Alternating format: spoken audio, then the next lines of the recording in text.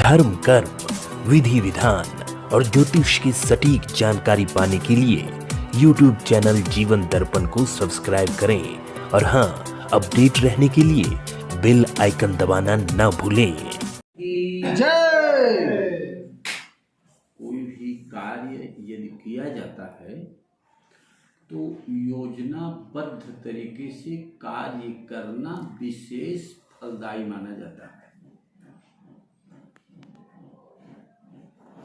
अब वो योजनाबद्ध तरीके के आधार पर यदि हम कार्य कर रहे हैं तो आपके इस गृह प्रवेश की योजना 3 दिन की रखी गई है जी। अब 3 की संख्या को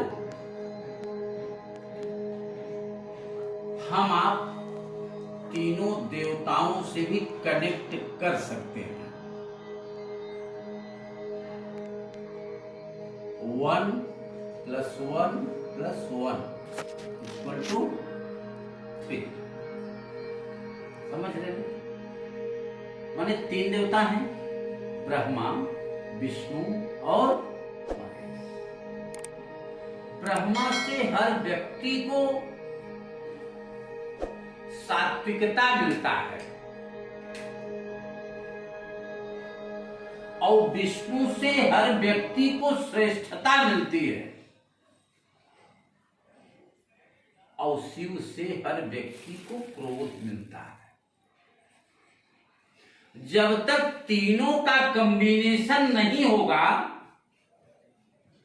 तब तक मनुष्य का जीवन फलीभूत होने वाला नहीं। सपोज इन तीनों में यदि कोई कॉम्बिनेशन कमजोर हुआ तो जैसे सपोज अगर आप देखिए यदि ब्रह्मा का कॉम्बिनेशन कमजोर हुआ, व्यक्ति के अंदर श्रेष्ठता और क्रोध है और सात्विकता नहीं है, तब भी समाज में सम्मान नहीं मिलेगा।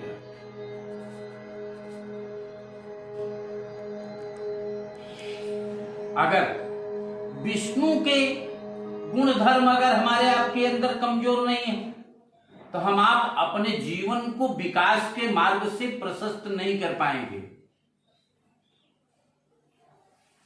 अगर शिव का कॉम्बिनेशन, अगर आपके पास क्रोध भी नहीं है तो भी आप अपने उद्देश्य की पूर्ति करने में अक्षम रहेंगे, क्योंकि शासन गरम, बनिया नरम और नारी शरम।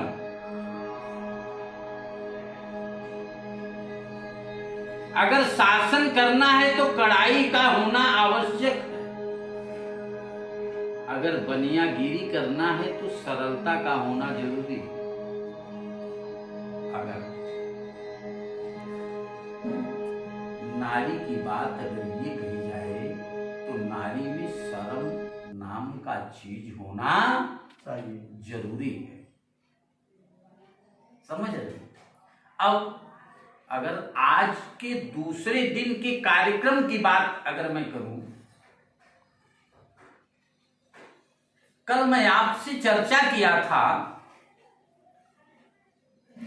कि यदि त्रिशक्तियों का ध्यान हम आप करते हैं और संयोग और सौभाग्य कितना अच्छा है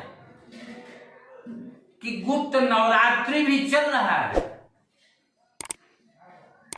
इस गुप्त नवरात्रि में नवचंडी के पाठ का भी विधान मैंने बनाया है। गुप्त नवरात्रि माने दुर्गा सप्तशती में 3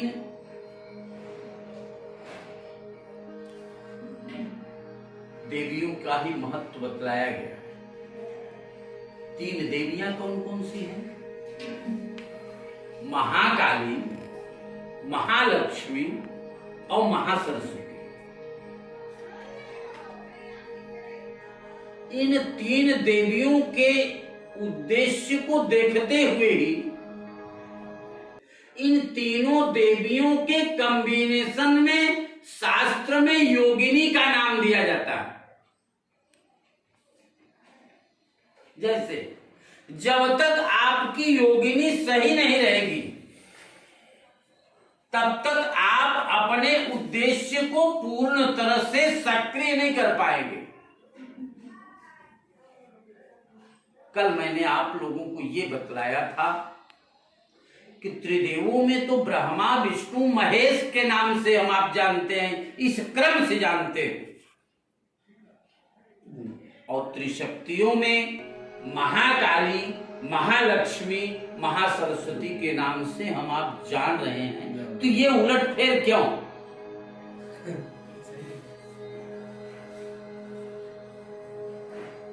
तो ये महाकाली ने ही अपने भक्तों को वरदान दिया था कि कोई भी भक्त यदि पूजा में इस क्रम को स्वीकार करता है और इसी क्रम के आधार पर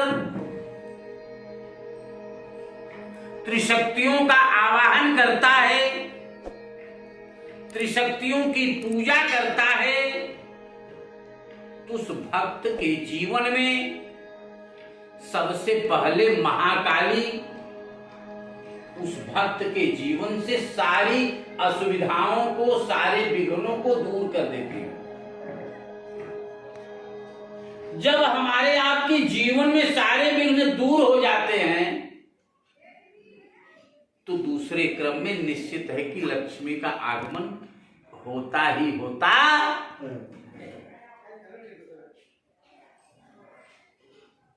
और जो त्रिशक्तियों की प्रेरणा से लक्ष्मी आती हैं, उस लक्ष्मी में स्थायीकरण होता है और व्यक्ति का धर्म के प्रति निष्ठा और विश्वास भी बनता है।